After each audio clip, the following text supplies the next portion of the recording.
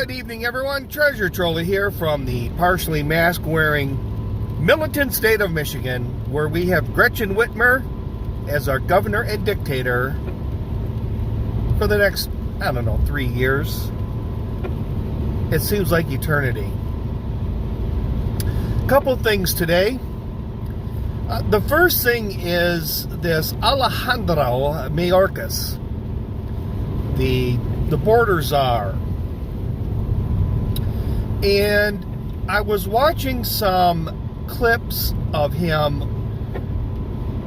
playing word games with one of the Senate committees, especially when he was going for his budget. And then there was the Up Chuck Todd interview where, if I can find the clip, I'll put it in the clip. And the clip would kind of go in right about here. For years and years, we are seeing a level of migration, not just at our southern border, but throughout the hemisphere that is unprecedented. It is, I think, the greatest migration in our hemisphere since World War II. The president on day one delivered a solution. He delivered immigration reform legislation that we had hoped Congress would act on swiftly. They haven't. Within the constraints of a broken immigration system, we are doing so much. Our approach is to build lawful pathways, cut out the ruthless smugglers, deliver lawful pathways so people can access humanitarian relief without having to take the dangerous journey from their home countries. And at the same time, if they arrive at our southern border, in between ports of entry, we will deliver consequences. But anyways, he was talking about how defining the border under control, the way they have sort of defined things, or the way that they're operating, the border is under control. And when you look at, I was watching a little bit of Sarah Gonzalez's The News and Why It Matters YouTube vlog today, or YouTube channel today, her show.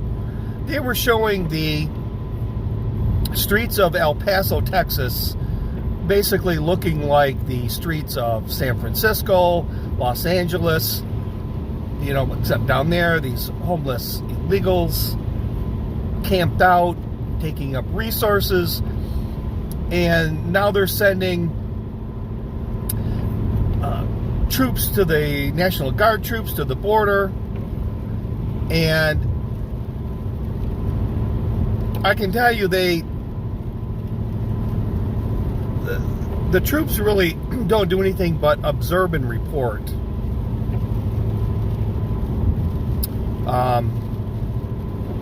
But anyways, I happen to go out, and I can't do it verbatim, but here's a clip. Here is from the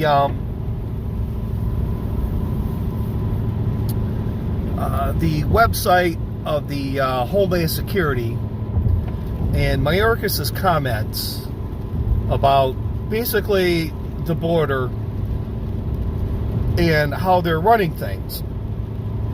And in a sense, they want to stop the human trafficking by these drug cartels. So, to me, what this really says, and what Mayorkas is saying, is that they want these people to come into the country, but they want it to be legal. And to them, legal means not sponsored by a drug cartel. So if you want to leave Venezuela, and if you make the trek on your own, they're going to let you in. You're not affiliated with, you're not being smuggled or trafficked. You don't owe anybody anything. You're free to live on the streets of America. And of course, this Title 42 thing is coming to an end. All of a sudden, it's the health with COVID, and hey, May 11th, in about 9 days, not only is COVID over, but to me, America is over as well, because it's going to be an absolute disaster at the border. that will be the last day drug cartels come in, sure, because anybody can get in. They won't need to be smuggled. That's control to them. As long as you can come in and you're not part of a cartel, and you don't have any, outstanding warrants. You're just a poor SOB that instead of living on the streets in Venezuela, you want to live on the streets of El Paso. Well, by all means, find your spot. It's going to be an abject failure. It's going to be a disaster, but the border will be under control. Now, the next thing is, this is kind of brought to you by Scuba My Steve and Michael Davis, segment of our show, Thinking Outside the Box, not just regurgitating what other people say. I got into a discussion a few days ago with a coworker, and they were trying to bring up women's basketball. And I said, it's not really basketball. And I tried to explain to her, I said, I understand. And I said, but the reason why it's not really basketball is because the women out there are making $15,000 a year, and the guys are making $150,000 or $150 million. There's a big difference. And they said, well, that's because of society. I said, no, it's not because of society. It's the genetic lottery. It's the law of the jungle, natural selection. That's what it's about. It's not about, you may find, there may be some pitcher who identifies as female that could throw a 90-mile-an-hour fastball and be dominant in the women's league. But I can find 100 guys that can throw 90 miles an hour. But it sort of got me thinking a little bit with the society thing, which is spawning a new business, and I'm going to include Lamont in this side business. But remember in the days, and I think Cary Grant was one, but Rock Hudson was definitely one, where they had to hide their some of their sexual preference. They would put a young starlet on their arm to attend things. They seemed to always be pictured going out with a young starlet. You never saw them, with their Ken doll. It was always with the Barbie doll. And because of this society thing, I'm sort of beginning to think that things are going too far left, and there can't be, even in Hollywood, there cannot be a lot of people that actually believe this. But there's a lot of them that believe that they actually have to follow down this path. They need the Barbie on the arm or the Ken on the arm. So I'm thinking this is going to spawn a whole new industry.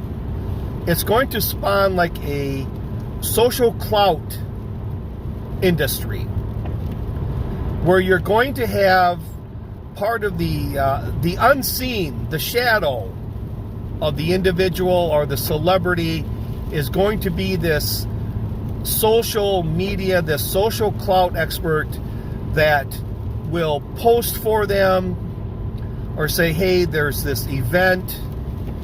Maybe you don't necessarily have to go, but we're going to post on one of your Twitter accounts that this is happening here. Maybe you'll see them at a WNBA game. But part of their character, part of their livelihood is going to be based on a social clout team that, although they don't believe in it, or they don't believe in a lot of it, they're still going to have those people pretend. I mean, if Rock Hudson all those years could pretend and could put it aside, And of course, there's a lot more cameras these days, but the cult people will be aware of that. That's why they're going to be seen, in some of these settings. They're going to be talking about these settings. They'll be giving passes on other things. But I'm looking at a whole new social media or a social clout manager. And I'm wondering if it won't be in politics as well. That could be the first real run at things. Connecting the person and their personality, their politics, along the lines of with that social clout. It's going to happen for a lot more people on the left, especially celebrities. Even leftist politicians are going to need this manager. I think Lamont would be great for them. He could bring on like some of these girls that he's out, Trish Paytas he could bring on. I think it's a good second job, good side hustle for Lamont. So I think that's about it. You saw the posting there from Mayorkas. I don't even think this is semantics. I really think this is, they believe if they stop the cartel, if they stop it, the immigration related to human trafficking, well, then they're a huge success. Nobody came across as a hostage with a debt to pay. And then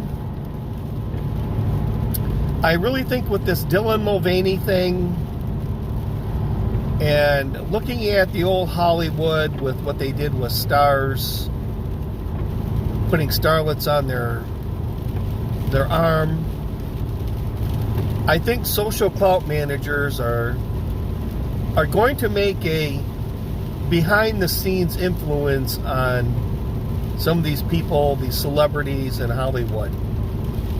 And then we'll read about it maybe 15 years from now.